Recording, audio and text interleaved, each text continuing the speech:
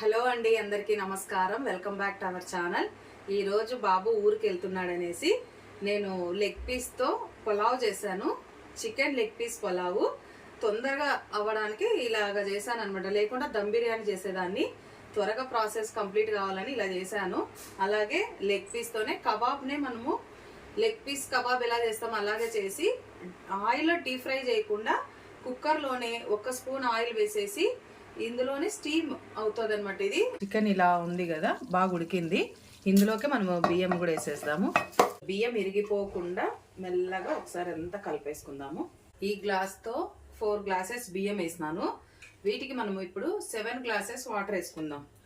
1 glass పట్టుకుంటున్నా, ఎందుకంటే చికెన్లో నుంచి గ్రేవీ ఉంది కదా, అందుకోసమే 1 గ్లాస్ పట్టుకొని 7 గ్లాసులు వేస్తున్నా. 8 వేసామంటే ముద్ద అవుతుంది. ఇప్పుడు బియ్యం అన్ని వేసుకున్నాము, ఎసురు కూడా వేసేసుకున్నాము కదా. ఇప్పుడంతా ఒకసారి బాగా కలిపేసి ఇప్పుడు ఒకసారి ఈ వాటర్ని మనము చూడాల, ఉప్పు కారం ఏమన్నా తగ్గిందా అని చూసుకోవాలి. కొంచెం సాల్ట్ పడుతుంది, సాల్ట్ కూడా వేసేసాను. ఒక్కసారి ఇలా కలిపేద్దాము, మూత పెట్టేద్దాం. మసాలాలు మనం కబాబ్కి ఏ విధంగా అయితే కలుపుకుంటామో అలా మసాలాలన్నీ కలిపేసి పక్కన పెట్టేసుకున్నాం ఒక 1/2 అవర్. తర్వాత నేను కుక్కర్లో స్టీమ్ చేస్తున్నాను అనమాట.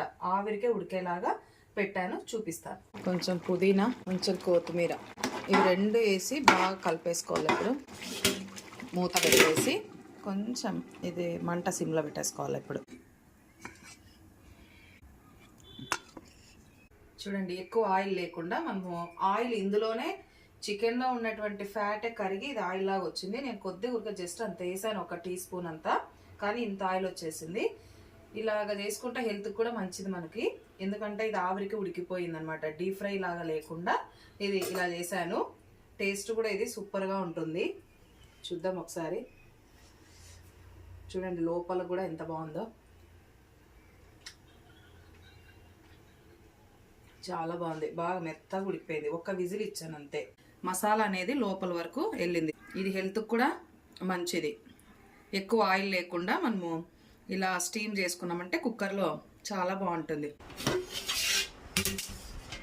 అబ్బా, మంచి స్మెల్ వస్తుంది చూడండి. లెగ్ పీస్ పలావ్ ఇది ఎంత బాగుందో. ఇప్పుడు దీనిపైన పెట్టుకున్నామంటే కింద మాడిపోకుండా సమానంగా మగ్గుతుంది. సిమ్లోనే వదిలేయాలి, ఒక 5 మినిట్స్ వదిలేద్దాం. అయిపోయింది రైస్. చూడండి ఎంత బాగా వచ్చిందో, పొడి పొడిగా. చూడండి, లెగ్ పీస్ పులావ్ రెడీ అయిపోయింది. ఇక చాలా అంటే చాలా బాగుంటుంది. మనకి అర్జెంటుగా అన్నప్పుడు ఇలా చేసుకోవచ్చు, దమ్ బిర్యానీ కాకుండా. Chicken leg piece pulao ready అయింది. చూడండి సూపర్గా కుక్ అయింది లోపల కూడా. చూడండి ఎంత బాగుందో. మనం కుక్కర్లో స్టీమ్ చేసినటువంటి కబాబ్ పీసెస్ ఇవి. చికెన్ లెగ్ పీస్ పులావ్, అలాగే చికెన్ లెగ్ పీస్ కుక్కర్లో స్టీమ్ చేసినది చాలా బాగుంటుంది. వేడి వేడిగా ఉంది, చూద్దాం. పర్ఫెక్ట్ ఉంది.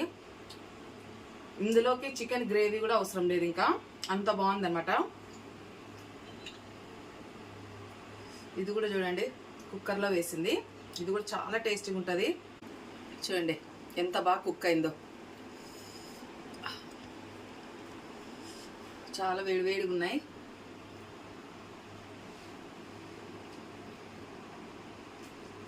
సూపర్ ఉంది టేస్ట్ అయితే.